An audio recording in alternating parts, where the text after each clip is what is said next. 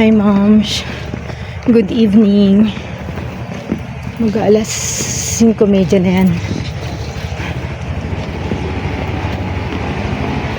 Punta kami simbahan moms. Ayan, naka-red kami both.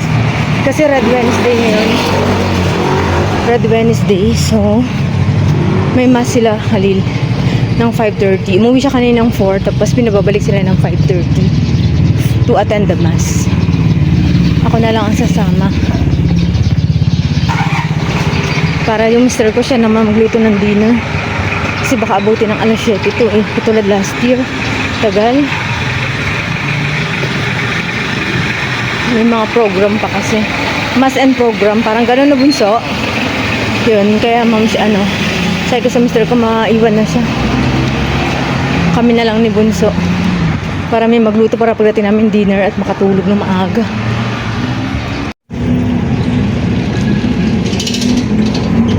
Tingnan niya yung baunan niya, moms. Naiwan niya yung tumbler. Malapit sa kantin. Yun. Nakita. Buti na lang. Bilisan mo na. Late na tayo. Naiwan niya yung tumbler niya, moms. Naalala niya, nung nandun na siya sa bahay. Nag-aayos sa mga baunan. Good job. Start na. Belshazzar gave a great banquet for 1,000 of his wine. He ordered the gold and Every prayer we say, deliver your people, Lord. deliver your people, Lord. Will somebody pray?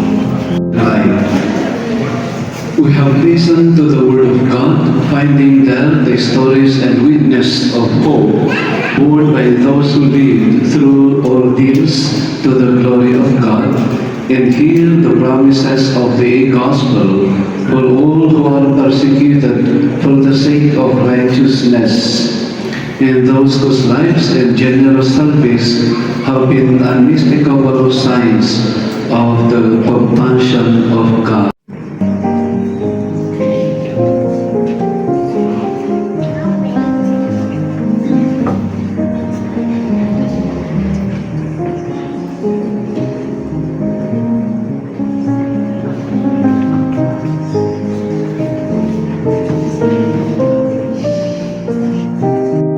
Have seen a great light on those who live in shadows. On them, God's light has shone. In the dark of his double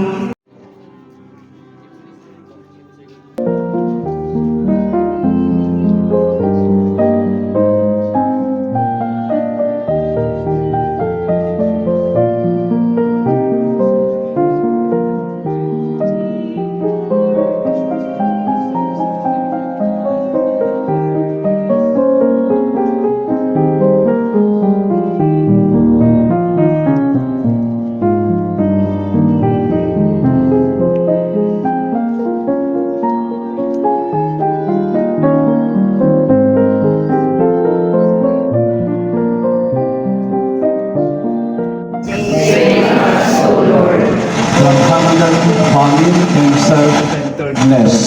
Save us, O Lord. From sickness, epidemics, and fear of our fellow men. Save us, O Lord. From devastating habits, from corruption and manipulation of consciences. Save us, O Lord. In the Son and the Spirit. Amen. The Eucharist has been offered. Let us go in the peace of Christ.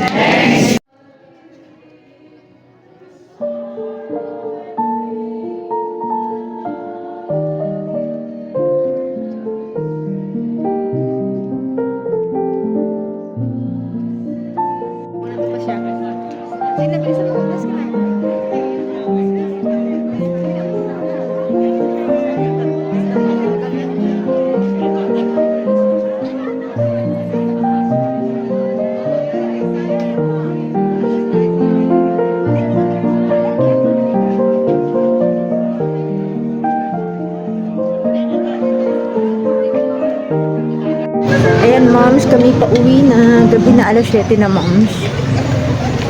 Last year may ganito rin, moms. Yearly ito kasi. Red Wednesday means the sacrifice and the martyr daw. Diba? Na-gets mo yung sinabi ng natin?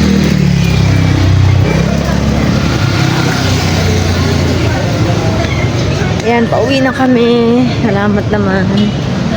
Bukas ulit. Pasok ulit sa school, sa work.